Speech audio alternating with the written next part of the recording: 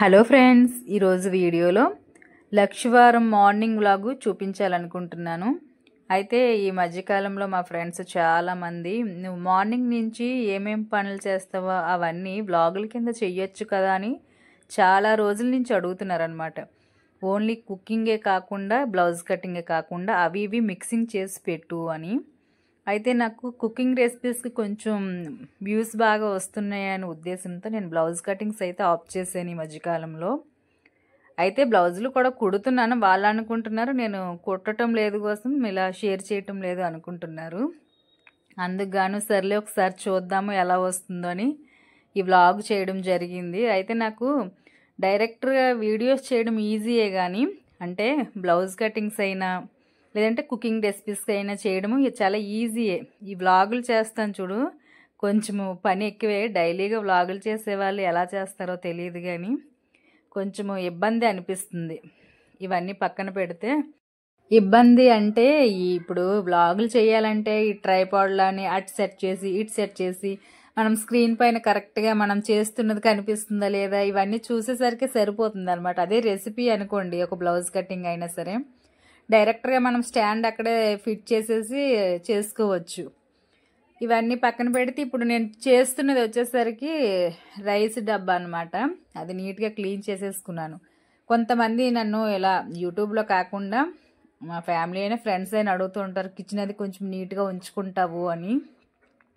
జనరల్గా కొంతమంది ladies kitchen చాలా బాగా అంటే నాకంటే చాలా ఎక్కువ నీట్గా ఉంచుకుంటారు. కొంతమంది కొంచెం తక్కువగానే ఉంచుకుంటారు. నేను ఏంటంటే సాల్ట్ అయినా కారం మసాలాలు అంటే డిఫరెంట్గా పెట్టుకుంటాం కదా కిచెన్లో, రైస్ అయినా ఆయిల్ అయినా అవి అయిపోయిన వెంటనే క్లీన్ చేసేస్తాను అనమాట. ఒక్కోసారి ఆయిల్ అది అయిపోతుంది కదా, అప్పుడు కూడా ఆయిల్ టిన్ని కూడా సేమ్ అది స్టీల్ది మగ్గు లాంటిది వాడుతూ ఉంటాను. అది కూడా లీటర్ ఆయిల్ వేసేసి అది వాడేసిన తర్వాత వెంటనే క్లీన్ చేసేసి కొంచెం హాట్ వాటర్లో పెట్టి కాసేపు వదిలేస్తాను. అది అంటుకున్నట్టు ఉంటుంది అనమాట ఏదైనా సరే. కొంతమంది ఏం చేస్తారంటే నూనె అయిపోయినా ఈ వంటకారం అయిపోయినా సాల్ట్ అయిపోయిన వెంటనే మళ్ళీ రిటర్న్ కొత్త వేసేస్తూ ఉంటారు. అలా కాకుండా మనం ఇలా చేంజ్ చేసినప్పుడల్లా క్లీన్ చేసేస్తే అవి మనకి జిడ్డులాగా పట్టుకుంటే అంటుకున్నట్టు అలా ఉండవు.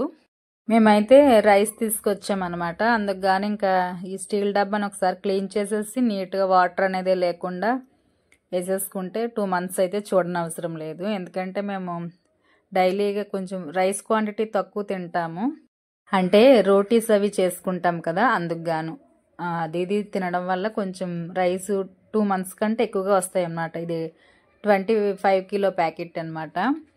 ఇవి కొంతమంది బియ్యము చాలా ఎక్కువ రోజులు స్టోర్ చేసుకుంటూ ఉంటారు కదా, అలాంటి వాళ్ళు కొంచెము వేపాకులు డ్రై చేసి కానీ లేదంటే సాల్ట్ చిన్న చిన్న మూటల్లా కానీ అంటే కాటన్ ఫ్యాబ్రిక్ కానీ ఏదోటి పెట్టి యాంటీబయాటిక్లో వేసినట్లయితే పురుగు పట్టే ప్రాబ్లం అయితే ఉండదు.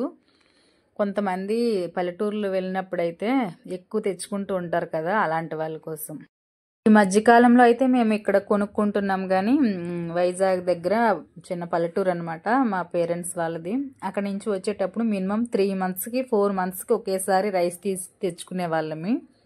ఈ మధ్యకాలంలో అయితే 4-5 years నుంచి అయితే వదిలేసాము. ఇంకా అవన్నీ ఎందుకులే, లగేజ్ చాలా ఎక్కువ అయిపోతుంది, దానితో పాటు మరి ఎక్కువ రోజులు స్టోర్ చేసుకున్న చిన్న తెల్ల పురుగు లాంటివి ఎక్కువ వచ్చేస్తున్నాయి. ఇంకెందుకులే అని చెప్పి ఈ మధ్యకాలంలో అయితే తీసుకురావటం లేదు, ఇక్కడే తీసుకుంటున్నాము. అయితే ఫాలిస్ రైస్ కాకుండా అన్ఫాలిస్డ్ తీసుకుంటే మంచిది, చాలామందికి తెలిసిందే ఆ విషయము.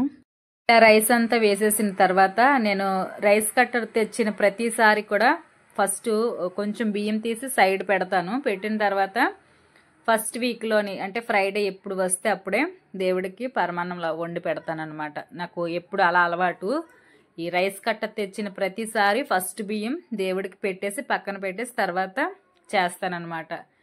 అలా కాకుండా అయితే జోహా రైస్ అలాగా 1/2 కిలో తెచ్చి ఉంచుకుంటాను ఓన్లీ ప్రసాదాల కోసము. తర్వాత ఇది మార్నింగ్ కదా, లక్షవారం పొద్దున్నని చెప్పాను కదా, ఒక సైడ్ కొంచెం రైస్ కడిగేసి పెట్టేసాను. మరొక సైడ్ వచ్చేసరికి అరటికాయ కూర కోసము స్టవ్ ఆన్ చేసి బాండీలో ఆయిల్ వేసాను. అలానే పచ్చిమిరపకాయలు, ఆనియన్స్, టమాటో. ఇప్పుడు ఇంక ఈ మధ్యకాలంలో ఆనియన్స్ తినేస్తున్నాం కదా, కొంతమంది ధనుర్మాసంలో కూడా తినరు, కార్తీక మాసం అయిపోయింది.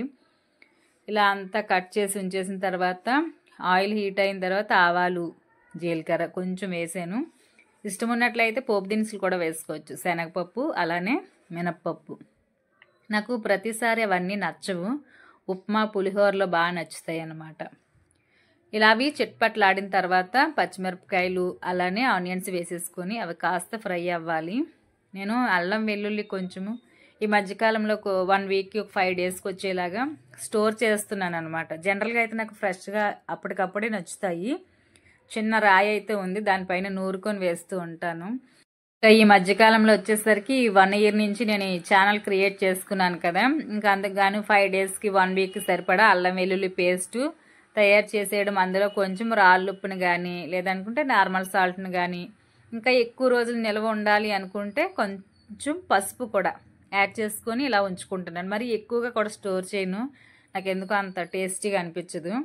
చిన్న బాటిల్కి రెడీ చేసుకుంటాను. ఇలా రెసిపీస్లో కొంచెం వేసి యాడ్ చేస్తాను అనమాట. అవైతే తప్పకుండా రాయిపైన నూరుతాను అనమాట. కొంచెం వేసుకోవడం వల్ల చాలా టేస్ట్ వస్తుంది. చాలామందికి అరటికాయ కూర అంటే అస్సలు ఇష్టం ఉండదు. ఫ్రైలా కాకుండా ఇలా మనం ఇగురులాగా దగ్గరికి తక్కువ నీళ్ళు వేసుకొని వండుకుంటే మనకి ఒకప్పుడు, ఇప్పుడంటే పెట్టడం లేదు కానీ అరటికాయ కర్రీని మా చిన్నప్పుడు భోజనాల్లో పెట్టేవాళ్ళు అరటికాయ దగ్గరికి, చాలా బాగుండేది. ఇప్పుడు మనము పొటాటోతో ఎలా అయితే కొంచెం పిట్లా చేసుకుంటామో అలా అనమాట. మా భాషలోనే అలానే అంటాము, మరి మీరేమంటారో తెలియదు కానీ. ఇలా అన్నీ వేసేసుకొని అల్లం వెల్లుల్లి పేస్టు కొంచెం కరివేపాకు కొత్తిమీర ఇవన్నీ దగ్గరికి మగ్గిన తర్వాత మంచి స్మెల్ వస్తుంది అల్లం వెల్లుల్లి ఫ్రై అయిన తర్వాత. అప్పుడు ఆ తర్వాత మనం ముందుగానే నేను అరటికాయని కట్ చేసి ఉంచుకున్నాను, అవి కూడా వేసేసి 1 నిమిషం మూత పెట్టేసి అలానే వదిలేయాలి. ఆ తర్వాత సాల్టు మన కారానికి తగ్గట్టుగా వంటకారాన్ని, కొంతమంది వంటకారం కాకుండా సపరేట్గా వాడుతూ ఉంటారు ధనియా జీరా ఈ పౌడర్లన్నీ. నేనైతే కొన్ని రెసిపీస్లో అలా వాడుతున్నాను ఈ మధ్యకాలంలో, కొన్ని రెసిపీస్లోనే డైరెక్ట్గా వంటకారాన్ని వేసేస్తున్నాను అనమాట. చిటికడంత పసుపు కూడా వేస్తాను తాలింపులో, కలర్ఫుల్గా ఉంటుంది, టేస్టీగా ఉంటుంది అనమాట. పసుపు కర్రీ ఎండింగ్లో కాకుండా తాలింపులోని వేస్తే చాలా బాగుంటుంది. చిరుచేది కానీ పచ్చివాసనలా రావడం కానీ అలాంటిది ఏమీ ఉండదు తాలింపులో వేసుకుంటే. ఎండింగ్లో మాత్రం వేసుకుంటే తప్పకుండా స్మెల్ అనేది అనిపిస్తుంది నాకైతే. తర్వాత కొంచెం మాత్రమే, అంటే అరటికాయ ముక్కలకి ఒక 70-80% మాత్రం ములిగేటట్టు వాటర్ వేసుకొని కొత్తిమీర వేసేసి మూత పెట్టేస్తున్నాను. కొంతమంది కొత్తిమీరని ఎక్కువ ఫ్రై చేస్తూ ఉంటారు, నాకు ఎందుకో ఓవర్గా ఫ్రై చేయడం అయితే ఇష్టం ఉండదు. అది ఇలా వేసేసరికి మంచి ఫ్లేవర్ వచ్చేసి దగ్గరికి మగ్గిపోయినట్టు వచ్చేస్తుంది. కరివేపాకైనా ఈ కొత్తిమీర పుదీనాలు ఏవైనా అయితే నేను అలా పైన వేస్తాను అనమాట. ఎక్కువ ఫ్రై చేసేయడం అయితే ఇష్టం ఉండదు. ఇక్కడ మునగాకుని చూపిస్తున్నాను అనమాట. దీనికోసము కొన్ని రెసిపీస్ అయితే చేయాలనుకుంటున్నాను. ఆల్రెడీ మన ఛానల్లోనే పప్పుతోటి ఒక కర్రీ అలానే ఒక పౌడర్ అది వచ్చింది, చూడాలి. దీంతో ఇగురులాగా చాలా చేసుకోవచ్చు, హెల్త్కి కూడా చాలా మంచిది. నేను బిఫోర్ వీడియోలో 2 వీడియోస్ అప్లోడ్ చేశాను కదా, అందులో మీరు చూసే ఉంటారు. ఇంక దీనికోసం అయితే నేను ఏమీ ఎక్స్ప్లెయిన్ చేయటం లేదు. చాలా మంచిదండి తెలియలేని వాళ్ళ కోసం అయితే. కొంతమంది పల్లెటూరులోనే చాలా అనుకూలంగా ఉంటుంది ఈ మునగాకు కూర. మా మదరాల ఇంటి దగ్గర అయితే చాలా ఉంటుంది.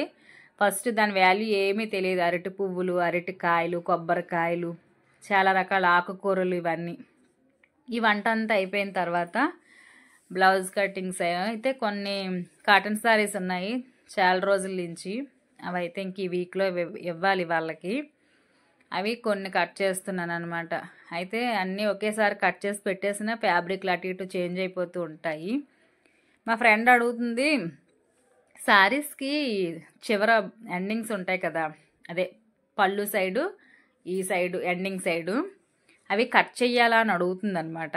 కట్ చేయకుండా ఎలా కుడతామండి, కట్ చేసి కుడితేనే కదా స్ట్రైట్గా అందంగా వస్తాయి. తర్వాత ఇది నేను మెజర్మెంట్స్ తీసుకున్నాను అనమాట కస్టమర్ దగ్గర. బ్లౌజ్ అయితే తీసుకురాలేదు.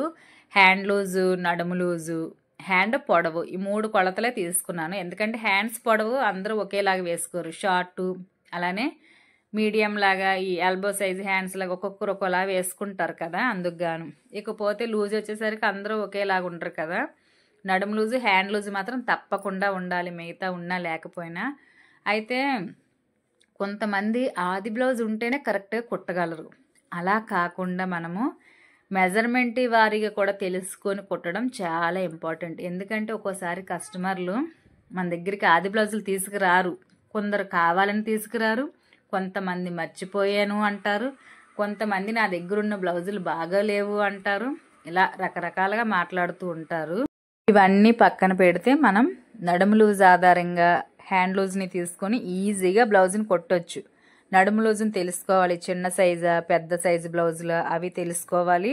అలానే ఈ మెజర్మెంట్ వారీగా తెలుసుకోవడం వలన మనం ఎలాంటి వాళ్ళకైనా ఈజీగా నడుము లూజ్ ఆధారంగా చెస్ట్ లూజ్ని తీసుకొని బ్లౌజ్ పొడవు ఆ మాత్రం టైలరింగ్ చేస్తున్నామంటే చిన్న అవగాహన ఉంటుంది. స్టార్టింగ్లో ఒక 6 months ఇలా తెలీదు. నెక్స్ట్ టైం నుంచి మనకి చేస్తూ ఉండగా ఎక్స్పీరియన్స్ వస్తుంది. అయితే మా ఫ్రెండే అంటుంది ఒక్కోసారి బ్లౌజులు పాడైపోతున్నాయి అని. అయితే ఇది నేను జెన్యూన్గా చెప్తానండి, మోస్ట్ సీనియర్స్కి కూడా ఈ ప్రాబ్లం వస్తుంది. మన టైలరింగ్లోనే కాదు, ఒక టీచర్ ఉంటారు, వాళ్ళు స్పీచ్ ఇచ్చే విధానంలో ఆపోజిట్ స్టూడెంట్స్కి ఒక్కోసారి అర్థం అవ్వచ్చు, అర్థం కాకపోవచ్చు. వాళ్ళు చెప్పే విధానంలో కూడా చిన్న చిన్న చేంజెస్ ఉంటాయి. మనం డైలీగా కుకింగ్ చేస్తూ ఉంటాము. ఒక రెసిపీని 1 time చేసినప్పుడు బాగుంటుంది, నెక్స్ట్ టైం చేసినప్పుడు బాగా రాదు. ప్రతి వృత్తిలోని కూడా ప్లస్ ఆర్ మైనస్లు కామన్గా వస్తూ ఉంటాయి. అవన్నీ మనం పట్టించుకుంటూ వెళ్తే ఇంకా ఇవేమి చేయలేమన్నమాట. మనకే జరుగుతుంది అనుకోవడం చాలా తప్పు. అయితే ఈ డౌట్ రావడంలోని కూడా తప్పేమీ లేదండి. ఎందుకంటే స్టార్టింగ్లో కూడా నేను సేమ్ అలానే భయపడేదాన్ని. బయట వాళ్ళు బట్టలు కుట్టడానికి అమ్మ పాడైపోతాయి, వాళ్ళు ఏమైనా అంటారేమో అన్న భయం ఉండేది. అలా అని చెప్పి నేను కొంచెం ఎక్కువ రేట్ శారీస్ తీసుకున్నట్లయితే బయట ఇచ్చేదాన్ని. మోస్ట్ సీనియర్స్ వాళ్ళు కూడా పాడు చేసేవాళ్ళు. అప్పుడు నాకు ఒక కాన్ఫిడెన్స్ వచ్చిందనమాట. నా మ్యారేజ్ బట్టలు కూడా అలానే నేను కొంచెం కుట్టుకొని కొన్ని బయట ఇచ్చాను. నేను కుట్టుకున్నయే కరెక్ట్గా సెట్ అయ్యాయి. బయట వాళ్ళు అయితే మోస్ట్ సీనియర్ కూడా ఆయన పేరైతే చెప్పాలనుకోలేదు నేను. అలా అవన్నీ కామన్గా జరుగుతూ ఉంటాయి. ఇంకా అన్నీ మనం భయపడుతూ ఉంటే మనం ముందుకైతే వెళ్ళలేమన్నమాట. ఈ విషయాలన్నీ పక్కన పెడితే నేను ఇప్పుడు నడుము లూజు, హ్యాండ్ లూజు, హ్యాండ్ పొడవు మెజర్మెంట్స్ తీసుకున్నాను కదా. ఇవి కాటన్ బ్లౌజులు అనమాట. కాటన్ బ్లౌజులు ఒకే సైజు అంటే నడుము లూజు ఒకే సైజు బ్లౌజులు ఎక్కువగా ఉన్నట్లయితే నేను అన్నీ ఒకేసారి అరేంజ్ చేసేస్తాను అనమాట. అయితే ఎక్కడ ముడతలాంటివి ఏమీ ఉండకూడదు, లేకుండా సమానంగా పెట్టుకోవాలి. ఒకవేళ ఫ్యాబ్రిక్ కొంచెము నలిగినట్లుంటే మాత్రము కొంచెం ఐరన్ చేసుకుంటే కటింగ్లోని ప్రాబ్లం రాదు. అలానే మనం కట్ చేసిన ఎన్ని పీసులైనా సరే సమానంగా ఉండాలి, అప్పుడే మనకి బాగుంటుంది. ఒక్కోసారి పీసులు 80, 90, 100 అంటే తక్కువ ఎక్కువ ఉంటాయి కదా, 80 సెంటీమీటర్లు 70 సెంటీమీటర్లు అలా కాకుండా ఒకే సైజుగా ఉండాలన్నమాట. అప్పుడు ఇలా నీట్గా అరేంజ్ చేసుకొని కట్ చేసేసుకోవచ్చు. నేను కట్ చేయబోతున్న బ్లౌజ్ వచ్చేసరికి నడుము లూజు 31. నడుము లూజు 30 ఇంచీలు కన్నా తక్కువ ఉన్నట్లయితే చిన్న సైజు బ్లౌజులతో సమానము. 30 ఇంచీల కన్నా ఎక్కువ అంటే 31, 32, 33 ఇలా పైకి ఉన్నవన్నీ పెద్ద సైజు బ్లౌజులతో సమానము. అలానే నేను చివర ఫోల్డింగ్ చేయడం కోసం 1/2 ఇంచు ఖర్చు కోసం తీసుకున్నాను. అలానే 1 ఇంచు హ్యాండ్ వర్క్ కోసం తీసుకున్నాను. కొంతమంది హ్యాండ్ వర్క్ కోసం ఇలా డైరెక్ట్గా కాకుండా 1/2 ఇంచు ఖర్చు కోసం తీసుకొని పట్టి ఎక్స్ట్రా జాయింట్ చేస్తారు. నేను ఇంకా అవి ఏమి చేయనండి. మనకు ఒక్కోసారి బార్డర్ లాగా వస్తుంది కదా, అలాంటి బార్డర్ నడుము దగ్గర కావాలి అనుకుంటేనే లోపల పట్టి జాయింట్ చేస్తాను. కానీ నెక్స్ట్ బ్లౌజ్ పీస్ తక్కువగా ఉన్నప్పుడు, లేదనుకుంటే డైరెక్ట్గా ఖర్చుల కోసము మెడపట్టి కూడా నేను డైరెక్ట్గా అందులోనే తీసేస్తాను అనమాట. తీసేసుకున్న తర్వాత బ్లౌజ్ పొడవు వచ్చేసరికి పర్సన్ మీడియం సైజా స్మాల్ సైజులో ఉన్నారా, కొంచెం హెవీగా అంటే హార్డ్గా ఉండి కొంచెం హైట్ అది ఎక్కువగా ఉన్న వాళ్ళకైతే అలా బ్యాక్ పార్ట్ పొడవు 15 ఇంచీలు 16 ఇంచీలు, లావుగా హైట్గా ఉన్న వాళ్ళకి 16 ఇంచీల వరకు పెట్టొచ్చు. మీడియం సైజు వాళ్ళకైతే 13.5, 14 వరకు అయితే సరిపోతుంది. నేనైతే 14 ఇంచీలు పెట్టాను. కుట్టుకున్న తర్వాత 13.5 ఇంచీలు వస్తుంది బ్యాక్ పార్ట్ పొడవు. నడుము లూజ్లో 4వ భాగం ఎంత, 31ని 4 భాగాలు చేసుకుంటే పావు తక్కువ 8 ఇంచీలు 4వ భాగం. దానికి 1.5 ఇంచు యాడ్ చేస్తే చెస్ట్ లూజ్ వచ్చేస్తుంది. నడుము లూజు 30 ఇంచీల కన్నా తక్కువగా ఉన్నట్లయితే నడుము లూజులో 4వ భాగం ఎంత అయితే వస్తుందో దానికి 1 ఇంచు యాడ్ చేసుకుంటే సరిపోతుంది. నడుము లూజు 30 ఇంచీల కన్నా ఎక్కువగా ఉన్నట్లయితే ఆ 31 ఇంచీని 4 భాగాలు చేసి 4వ భాగానికి 1.5 ఇంచు యాడ్ చేసుకుంటే చెస్ట్ లూజ్ వచ్చేస్తుంది. అలానే ఆమ్ రౌండ్ కోసం కూడా నడుము లూజు 30 ఇంచుల కన్నా తక్కువ ఉన్నట్లయితే 1.5 ఇంచు, 25 ఇంచులు ఇలా ఉన్నట్లయితే 1 ఇంచు, 30 ఇంచుల కన్నా ఎక్కువగా ఉన్నట్లయితే 1.5 ఇంచు ఇలా పెట్టుకుంటే చంక భాగంలో ముడతలు అనేవి రావు. First point. సెకండ్ పాయింట్ వచ్చేసరికి బ్యాక్ పార్ట్ డీప్ ఎక్కువగా ఉన్నా సరే బ్యాక్ పార్ట్ చంక దగ్గర ముడతలు అనేవి రావడం జరుగుతుందనమాట. అంటే బ్యాక్ పార్ట్ నెక్ డీప్ వచ్చేసరికి 10 ఇంచీలు 9.5 ఇంచీల కన్నా ఎక్కువగా ఉన్నట్లయితే అది డీప్ నెక్ బ్లౌజ్తో సమానం అనమాట. అలా డీప్ ఎక్కువ పెరిగినప్పుడు బ్యాక్ పార్ట్ బీప్ దగ్గర అదే ఈ నెక్ వెడల్పు పెరిగే కొలది చంక భాగంలో ముడతలు వచ్చే అవకాశం ఎక్కువ ఉంటుందన్నమాట. అవి మనము నడుము లూజుని తెలుసుకోవడము, బ్యాక్ పార్ట్ నెక్ ఎంత పొడవు ఉంది, ఫ్రంట్ నెక్ ఎంత పొడవు ఉంది, ఇవన్నీ తెలుసుకోవడం చాలా ఇంపార్టెంట్. ఒక్కోసారి మన దగ్గరకు వచ్చిన ఆది బ్లౌజులు కూడా అంత పర్ఫెక్ట్గా ఏమీ ఉండవండి. మనకి కొలతలో తెలియడం వలన మనం అడ్జస్ట్ చేయవలసి ఉంటుంది, చెయ్యొచ్చు కూడా ఈజీగా. నేనైతే ఇంకా ఆమ్ రౌండ్ కూడా ఇచ్చేసాను 1.5, ఎందుకంటే ఇది 30 ఇంచుల కన్నా ఎక్కువే, 1 ఇంచు ఎక్కువే ఉంది కదా, అందుకు గాను ఇచ్చేసి కట్ చేసాను. ఈ బ్యాక్ పార్ట్ చెస్ట్ లూజ్ దగ్గర అలానే వేస్ట్ లూజ్ దగ్గర టక్స్ ఇచ్చుకుంటే కుట్టేటప్పుడు మరలా టేప్తో చూసుకునే పని లేకుండా ఈజీగా కుట్టేయవచ్చు. అలానే మీరు లైనింగ్ బ్లౌజులు కట్ చేసినట్లయితే 1/4 ఇంచు లూజ్ పెట్టే కుడితే బాగుంటుంది. ఇక్కడ నేను వాయిస్ అయితే ఇచ్చాను కానీ చాలా డిస్టర్బెన్స్ ఉందన్నమాట. మైక్ అయితే ఉంది కానీ ఈ మధ్యకాలంలో వాడటం లేదు, కొంచెం పాడైందనమాట. డైరెక్ట్గా వాయిస్ ఇచ్చాను, కొన్ని దగ్గర బాగానే ఉంది కానీ కొన్ని డిస్టర్బెన్స్ ఎక్కువగా వచ్చేస్తుంది. అలానే హ్యాండ్స్ కట్ చేయడం కోసము బ్యాక్ పార్ట్ చంక రౌండ్ని కొలుచుకోవాలి. ఆ చంక రౌండ్ ఎంత అయితే వస్తుందో దానికి 1 ఇంచు తగ్గించుకొని 4 మడతల మీద వెడల్పుని చూసుకొని పెట్టుకోవాలి. అప్పుడు మనకి చంక దగ్గర ఈ కుట్టేటప్పుడు హ్యాండ్స్ చంక భాగము ఇచ్చి తగ్గులు అనేవి రావు. చూసుకొని చక్కగా నడుము లూజు నేను ముందు చెప్పినట్టు చిన్న సైజు బ్లౌజులకి అయితే హ్యాండ్ చంక దింపు దగ్గర 3 ఇంచులు పెట్టుకోవాలి. పెద్ద సైజు బ్లౌజ్ అయినట్లయితే 3.5 ఇంచులకు మార్క్ చేసుకొని డౌన్లోని మార్క్ చేసుకొని దానికి నడుము లూజులో 4వ భాగం ఎంత అయితే వస్తుందో దానికి టేపు క్రాస్గా పెట్టుకొని డ్రా చేసుకోవాల్సి ఉంటుంది. ఇవన్నీ నేను క్లారిటీగా ప్రతి సైజులు కూడా బ్లౌజులు అయితే మన ఛానల్లో ఉన్నాయండి. మీకు యూజ్ అవుతాయి అనుకుంటే తప్పకుండా చూడండి. నాకు అలా వద్దు, డైరెక్ట్గా పలానా నడుము సైజు కావాలి, లేదంటే బోట్ నెక్ కావాలి, హై నెక్ కావాలి, డీప్ నెక్ కావాలి, star neck, square neck, round neck, ఇలా మీకు డిఫరెంట్గా కావాలి అనుకుంటే నాకు కమెంట్ బాక్స్లో షేర్ చేయండి. ఆల్రెడీ వీడియోస్ ఉన్నట్లయితే నేను లింక్ని ఇస్తాను, లేదనుకుంటే కమ్యూనిటీ పోస్ట్లోనే పెడతాను లింక్ని. దానిపైన కరెక్ట్గా క్లిక్ చేస్తే వీడియో ఓపెన్ అయిపోతుంది, మీరు వెతుక్కునే పని లేకుండా. లేదు అనుకుంటే కొత్తగా చెయ్యాలి అనుకుంటే కొత్తగానే చేయడానికే ప్రయత్నం చేస్తాను. అలానే ఈ హ్యాండ్స్ చూసారు కదా, నేను పెద్ద సైజు బ్లౌజ్ కనుక భుజం దగ్గర 2.5 వెడల్పు పెట్టుకొని మరలా 2 భాగాలు చేసుకొని అక్కడ నుంచి క్రాస్ ఇచ్చుకోవాలి. అలానే ఫ్రంట్ లోతు చిన్న సైజు బ్లౌజులకి అయితే 1/2 ఇంచు తీసుకోవాలి. పెద్ద సైజు బ్లౌజ్ అయినట్లయితే 3/4 ఇంచు లోతు తీసుకుంటే ఫ్రంట్ ఈ చంక దగ్గర ముడతలు అనేవి రావు. అయితే కుట్టేటప్పుడు కూడా మనము ఫాస్ట్గా కుట్టేసినట్లయితే ముడతలు అనేవి వచ్చేస్తాయి. అప్పుడప్పుడు ఆ ప్రాబ్లం అయితే నాకు వస్తుందండి, అది కొంచెం నా నిర్లక్ష్యం అనే చెప్తాను నేనైతే.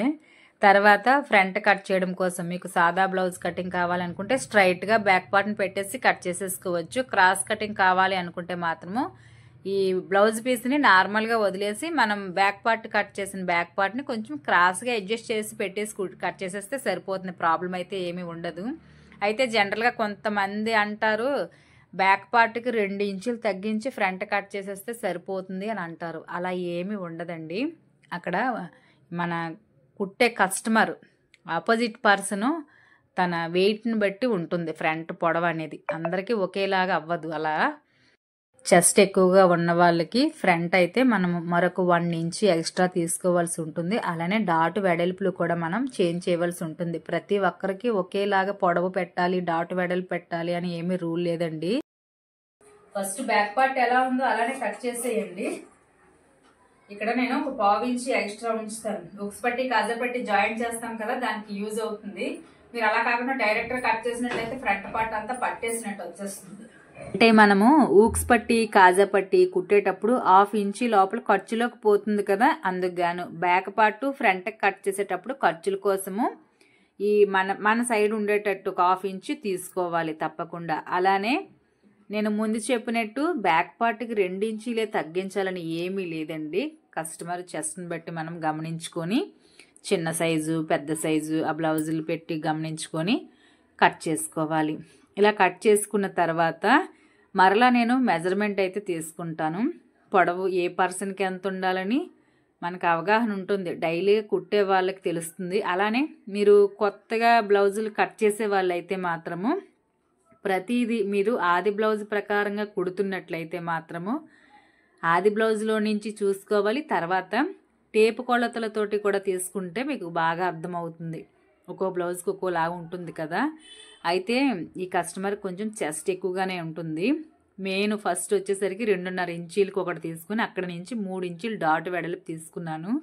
ఈ లోపల చంక భాగం దగ్గర ఒక 1/2 ఇంచి పైకి డ్రా చేసుకుంటే సేఫ్ బెల్ట్లు జాయింట్ చేస్తాం కదా మనము, అక్కడ ముడతలు అనేవి రాకుండా ఉంటాయి. అలానే ఫ్రంట్ నెక్ ఎవరికైనా సరే 5.5 దాటి 7.5 లోపు ఈ మధ్యలో ఉంటుంది. ఎవరికైనా కరెక్ట్గా సెట్ అవ్వాలి అంటే ఫ్రంట్ నెక్ పొడవు 6-6.5 ఇంచీలు, వెడల్పు 3 ఇంచీలు పెట్టుకుంటే కరెక్ట్గా మ్యాచ్ అయిపోతుంది. ఎవరికైనా ఫిక్స్ అవుతుంది. అయితే ఒక 10 మంది బ్లౌజులు కుట్టే దగ్గర ఒకరు ఇద్దరు డీప్ నెక్ వేసుకుంటారు. అంటే ఫ్రంట్ నెక్ 7.5 ఇంచీలు వేసుకున్న వాళ్ళు కూడా ఉంటారు. అంటే అందరూ ఒకేలాగా ఇష్టపడరు కదా. అలానే బ్యాక్ పార్ట్ చంక దింపు ఎంతైతే తీసుకుంటామో సేమ్ మరలా మనం మెజర్మెంట్ తీసుకోవాలి. ఎందుకంటే ఒక 1/2 ఇంచు హెచ్చు తగ్గులు వచ్చేస్తాయి. తర్వాత బ్యాక్ పార్ట్ చంక రౌండ్ ఎంతైతే తీసుకుంటారో దానికి 1/2 ఇంచు తగ్గించుకొని ఫ్రంట్ చంకలోతు తప్పకుండా తీసుకోవాలి. అప్పుడే చంక భాగంలో ముడతలు రాకుండా ఉంటాయి. ఫస్ట్లో కుట్టే వాళ్ళు ఏంటంటే డైరెక్ట్గా కుట్టేస్తారు, అలా కూడా చేయకూడదు. ఇలా కట్ చేసుకున్న తర్వాత చెస్ట్ లూజ్ దగ్గర టక్స్ ఇచ్చుకోవాలి. అలానే డాట్ వెడల్పు దగ్గర కూడా టక్స్ ఇచ్చుకోవాలి. ఫ్రంట్ నెక్ దగ్గర లూజ్గా వచ్చేస్తుంది తెలియకుండానే. అక్కడ ఒక 1/2 ఇంచి మిడిల్ నుంచి స్టార్ట్ చేసి నెక్ పైకి వచ్చేటట్టు క్రాస్గా లోతు తీసుకోవాలి. అలానే మెడ సైడ్ కూడా భుజాలు జారకుండా ఉండడం కోసము ఒక 1/2 ఇంచి లోపల కట్ చేసుకోవాలి. చెస్ట్ ఎక్కువగా ఉన్న వాళ్ళకి మెయిన్ డాట్ వెడల్పు వచ్చేసరికి 4 ఇంచీలు తీసుకోవాలి. కొంచెం తక్కువగా మీడియంగా ఉంది అనుకున్న వాళ్ళకి 3.25 ఇంచీలు, ఇంకా చాలా తక్కువగా బక్కగా సన్నగా ఉన్న వాళ్ళకి 3.5 ఇంచీలు మెయిన్ డాట్ వెడల్పు పెట్టుకుంటే కరెక్ట్గా అద్దినట్టు కుదురుతుంది. అయితే నడుము లూజ్ ఆధారంగా ఎప్పుడు కూడా మనము సైజుని బట్టి, అంటే నడుము లూజ్ని బట్టి అయితే మనము మెయిన్ డాట్ వెడల్పులు అయితే పెట్టకూడదండి. ఎందుకు అంటే బిఫోర్ నా వీడియోస్ చూసినట్లయితే మీకు అర్థమవుతుంది.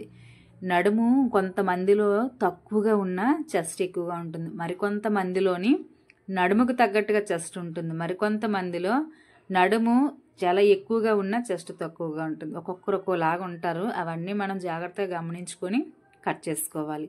తర్వాత సేఫ్ బెల్ట్ కూడా చాలామంది డైరెక్ట్గా కట్ చేసేస్తారు, ముందుగానే మెజర్మెంట్ ఇచ్చేసి. ఎక్స్పీరియన్స్ ఉన్న వాళ్ళైతే పర్వాలేదు, లేని వాళ్ళంటే ఏంటంటే మైనస్ వచ్చేస్తుంది స్టిచ్చింగ్లోని ఒకటి.